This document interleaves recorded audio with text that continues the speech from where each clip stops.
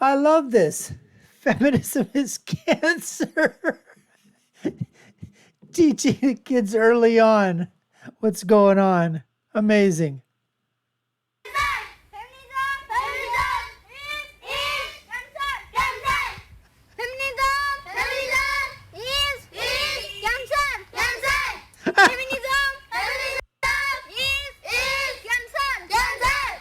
The one moment from the chaos in Baltimore that had people cheering for more. Mother of the Year. I leaped out of my chair and said, yes! I was captivated. Captivated by a Baltimore mother reading Yes. the riot act to her 16-year-old son. Who was rioting?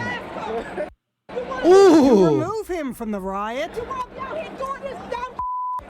Wow. we now know her name is Toya Graham, and she's a single mom of 5 girls and a boy. Good for her. Here's Good what she for told her. CBS News about her brand of tough love. That's my Absolutely. only son. And at the end of the day, I don't want him to be a Freddie Gray. The Good for Baltimore you. man whose Good death for in you. police custody sparked protests. Her tough discipline won muttered admiration and outright applause. Of a mother desperately trying to keep her son from joining the rioters. And you know, she saw. She quickly started to trend on Twitter, hashtag Baltimore Mom. She went to pick up her son at the mall because she heard trouble was brewing there. He said, Mom, he said, when I seen you, my instinct was to run. You know, I'm a no-tolerant mother. He knew he was in trouble. The video was shared and analyzed from the right Like, look, right there is the moment that I think just gripped my heart. and the left. Here's a kid that'll take a brick and throw at a cop, but ducks when his mother comes and slap him. Is he the perfect boy? No, he's not. But he's mine. Send in the moms, read one headline. Maybe you really Absolutely. are the mother of Absolutely. all moms when Can you imagine what inspire that this kid had? kind of You know look what? in What's going to tough happen when guy's son? his friends, One of his the prevailing posse? things that are happening here is that what I'm hearing is this intense sort of discussion around self-hatred and when you're in a bigger body. And I wanted to ask people, like down the front there, you who's 20, are you? Cool. No. The question's been asked. Yeah, What's the it's answer? us. What's the I think answer? it's really interesting that I feel like She I won't need to answer. justify my existence. Yes. in this No, room but right hang on a now. minute. You asked the her question. to You asked her a justify question, decision. justify her She's decision. happy. I didn't ask her Yeah. to justify what her health issues now or if there is any. But have you got any health issues? No, I'm perfectly And happy. I'd love to know, like, what do you see as healthy with eating? Yeah, it's interesting that you've just assumed that I eat bad food because No, of I my know. I'd love to size. know, because if you're really healthy, do you have any joint issues, or so you're I completely? swim 2.5 kilometres a day. I walk. I exercise all the time. I am, She's a delusional. team, and I really resent the fact that I have to actually justify my existence and my ability to live in the world in a bigger She body. swims But we're 2.5 all kilometers talking a day. about You mean health you tonight. sink? I mean, the whole show is about You don't weight and swim. health. No, So what it's we've not been an talking about is unreasonable. surgery. She We sinks. haven't actually talked about the possibility that you can actually live in your life. No, but we in have. this body. We have talked about that. But all I'm saying is that a question to anyone about what they eat in the context of this program, anyone in this room, It's a fair is perfectly question. reasonable, I think. It's interesting that they've only been directed at fat. She eats No, cabbage it's and not about salad. being fat or not being fat. It's about what everybody eats. Well, it's about what everybody eats and what health is. We're What being health is. asked. That our No, I'm asked. No. I'm not conflating anything. I'm saying I think it's perfectly reasonable in the context. The ladies of that a are discussion overweight where you've got research that suggests that don't people want to who are answer the overweight question. and people who are obese can be more prone to particular health problems. I think it's quite reasonable in that context when we're talking about diet, we're talking about losing weight, gaining weight. Look at their faces. Yeah, I just want to. Oh, okay. I just want to disagree with Lauren there. I feel a heavy amount of animosity towards you, but thank you for bringing this ignorance to our campus, because I think it's important when you hear people from different sides, and because of the First Amendment, I can say that, right? But I do have a real question in there. Your video, Really? There was no question mark at the end. This was going to be a real downer. Yeah. in your video where you debunk white privilege, you talk about how white privilege is a made-up term by privileged minorities. So I was wondering if you can elaborate on some of the privileges that you think minority groups have. Okay, so in privileges in law, so when I say privilege, I'm actually going to talk about legal standing. Okay, so affirmative action is a privilege. Affirmative action is a privilege. Yes. Subprime mortgage is designed to appeal to minority recipients without proper qualifications. If that is a privilege. Right, those are a couple examples of privilege. Privilege would also be the police being told that they can't police in communities the same way they would in other communities because they don't understand the problems of minority communities. That's privilege.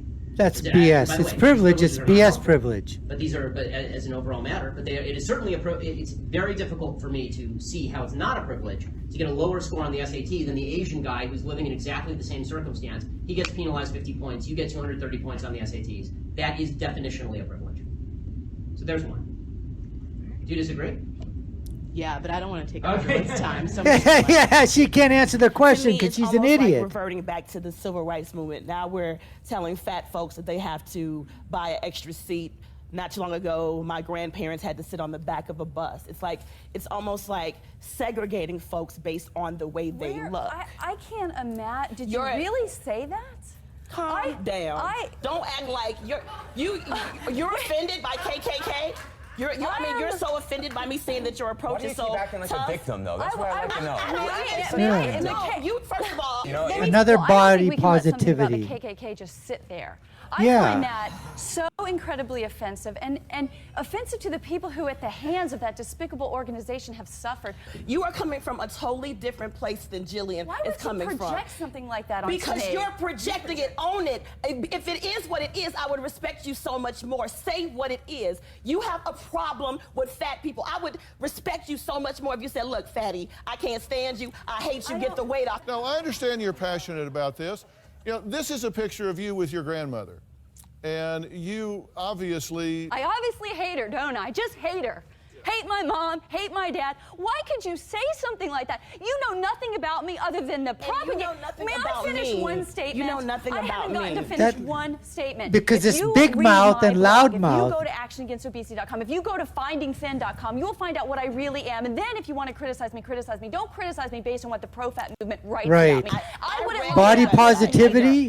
Come on, But lady. don't say that I hate a certain group of people when nothing could be further from the truth. Aside from the statistics, let's look at the notion that women over the past 40 years, we are better educated, which means we have more financial freedom. We don't need a man like we may have needed a couple of decades ago. Do you think there's any truth to the argument that perhaps men feel sort of threatened because they no longer have that power or do you think there's any... No, I think the average man's doing quite fine. They ignore most of the left feminist claptrap. They ignore people like Van, who are a very, very minority interest in our society. She's a self-declared anarchist, way, way on the extreme left of politics, representing perhaps 0.001% of thought in Australia. So she's safely ignored. The real issue for men is can they keep up with the education system at the moment. Among university graduates leaving every year, 40% are male, 60% are female, a massive advance for women in this country. And when you look at the bottom of society, when you get away from Van's debate about women like her, because left feminism is essentially selfish. Can I hear?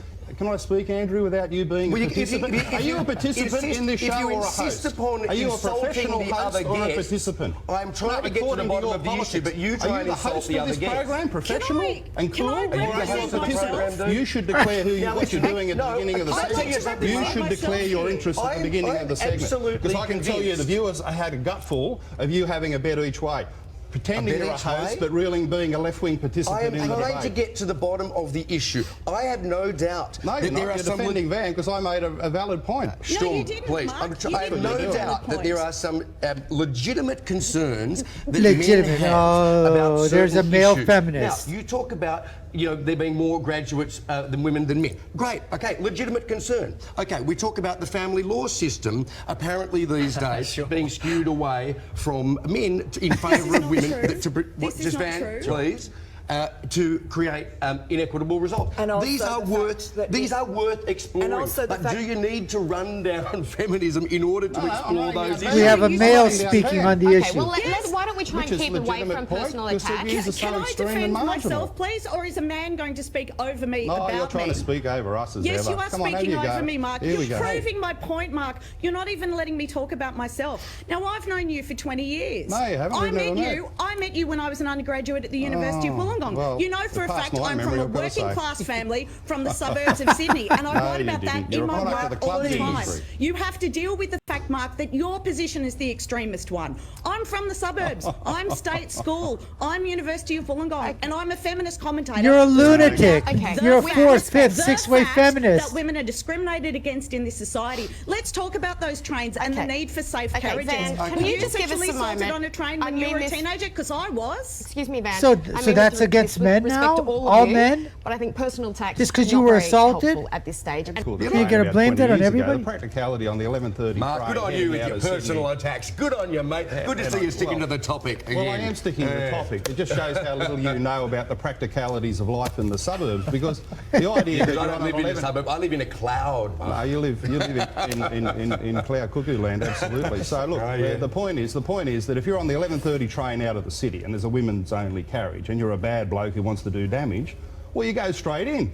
You're not going to respect the pink colour. That's a really insightful comment, Mark. Good on you. He had to tell you what's going to happen. Get out of your limo, pal. It's so nice to have a constructive debate. Get out of your limo. There you go, elitist twit. And thank you, Van. Thank you, Rory, for your insights, and thank you, Mark, for your entertainment. Colour pink's going to protect you. Well, thanks for your objectivity, Andrew. There you go. Next week you can go back to being a proper professional host instead of participant. If you want to participate, declare that at the start of the segment, and you might. There you go. Oh, you got him. Yes. All white people nice. are Man, that guest, okay, I was having that back and forth with the fifth, sixth, seventh wave feminist out there, and just literally, going after her and going after her ideas. And then on top of that, he got upset because the co-host there, the man, is basically, giving his opinion too, and he's absolutely right when he said, "Hey, the next time, Mac, if you want me to come on the show, just put your objectivity, lay it out on the table, and let us know where you stand instead of being objective." I mean, that's what you have to do, right? It just sort of depends. Let them know where you stand on the issue, because as the co-host or the host, you're supposed to have a moderate exchange. Allow the exchange to occur. And then maybe if somebody's going off on a tangent, you sort of reel them back in. Or if they've asked a question, they're ducking it, you can rewind a little bit and ask the person to say, you know what? They asked you a valid question. Are you going to give a response? And, you'd maybe go back in there once or twice. But if they don't want to answer the question, you can't do much. But this guy, this co-host here, just wanted to score some points with the ladies, as they would say down under, with the ladies, right? I hope that's not a really good, I don't know if that's a really good Australian accent or not really sure. Anyways, folks, we appreciate you taking the time to watch. Man, speaking of which, that lady, the mom in the beginning, can you imagine if moms in the hood, if moms in the ghettos, if single moms actually policed their children and raise their children the way that mom did in Baltimore?